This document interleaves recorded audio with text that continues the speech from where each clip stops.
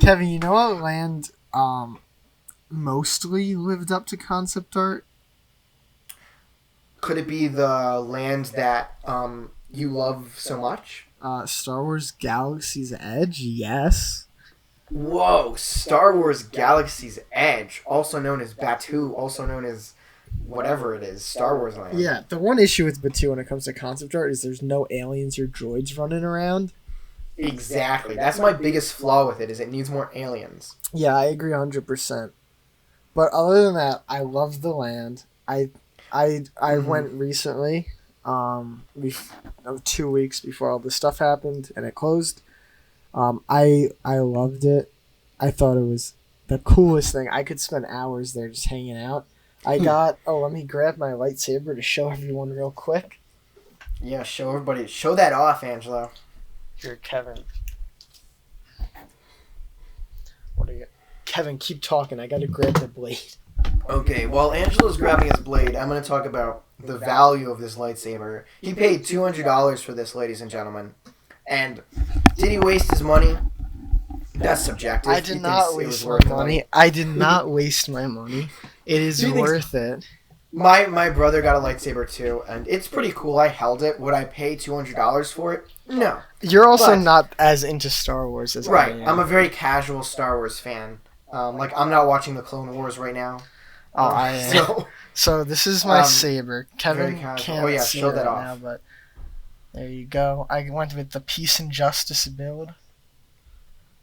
Beautiful. There you go. I picked a blue Kyber crystal for my building experience, but I also bought another purple one. I love it. You can hear the sounds. It's amazing. Yeah, I am really happy with the lightsabers. I also went and tried out a bunch of the legacy ones, or the character sabers. Very cool. And played around with those. Those were really cool. Definitely, probably better quality than the build ones, but you're getting different things, right? If you're doing the build one, you're choosing to like build your own, and then the character ones are obviously replicas. Also got the stand here, as you see, beautiful. But yeah, I would walk around because I had also the clip, right? Because I walked around with the lightsaber, right? Because everyone's walking around with the lightsaber. There was a lightsaber meetup when I was there. And it's the most Star Wars nerdiest thing I've done, right? But you gotta, right? You're in Star Wars land. But it was really cool, the land. I thought that, especially when I interacted with people, I'd ask oh, what creature is that? Or what is this? And one time I was in the First Order area, and I actually asked about the Stormtrooper armor. I asked if anybody had bought it before.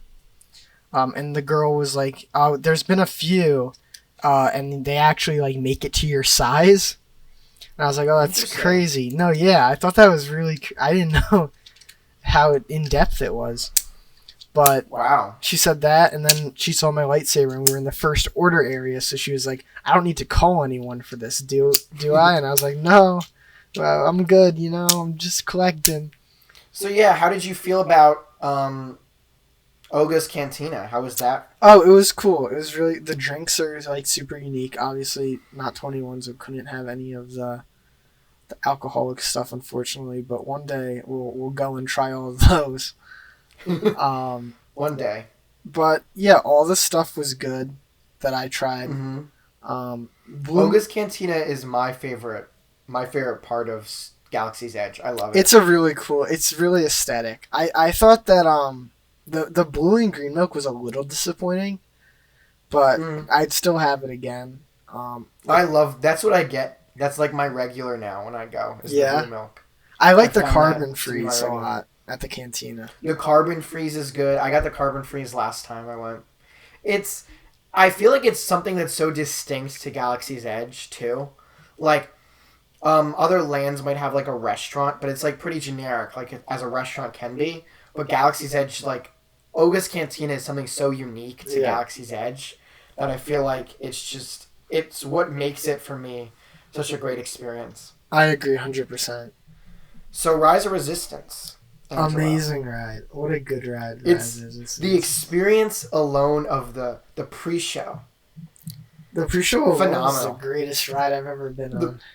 I think this might be a hot take, but I think the pre-show to the ride, I think is more fun than the actual ride. I might agree with that. It's so immersive, and it's just something you've never seen before. Like the doors open, and then you have cast members like, come on, we got to get on here. Or like, whoa. No, yeah. I think my it's issue really is immersive. It depends on the cast member sometimes. I fully agree with that. So mine broke down, sometimes so I went on it like twice in one day, and like one time Mhm. they were like, "Let's go, let's," and the other time they're like, "All right, let's go." I was like, "Oh, you right, exactly. I was on the first time I was on, right? They were like so passionate, like, let's go. And I was like, holy dang. Right, I think we're my gonna mother has die. a video where I turn around. Once we go in, I look at her, I was like, holy shoot. Like mid-video. Because it was crazy. Because they're like, come on. And the second time I rode, they're like, okay, let's go. And I was like, okay. No, yeah, it definitely What is this? depends on who you're I fully with. agree with that. But it's a lot of fun to ride. And I kind of hate having to get there early in the morning so I can make sure that I get on the ride. But Yeah, that shouldn't be too much longer. the I one don't know how the last virtual queue. Yeah, the one last thing though, and I know you had this experience too, is that people like to touch buttons in Galaxy's Edge because everything is pressable, right? But on Rise of the Resistance, there are some buttons you should not press, as Kevin found out.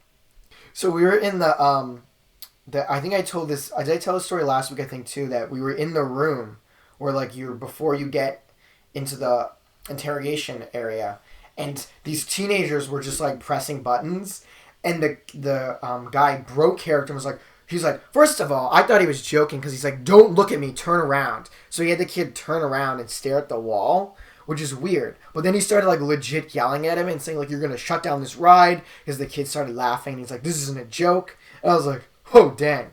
Yeah, something similar I'm already on alert. Right? Something similar happened with me where with a Satan character, they're like, do you want to mess up their interrogation and your own? And I was like, oh, she must have pressed like a legit button.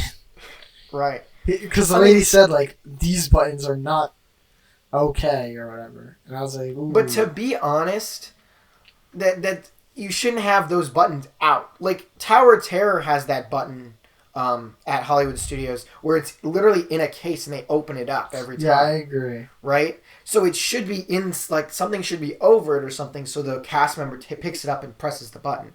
The button shouldn't just be out. No, 100%. But again, don't be pressing buttons, guys. But I can understand where I was on Millennium Falcon flicking buttons because I was like, what do these do? Maybe I shut down the ride.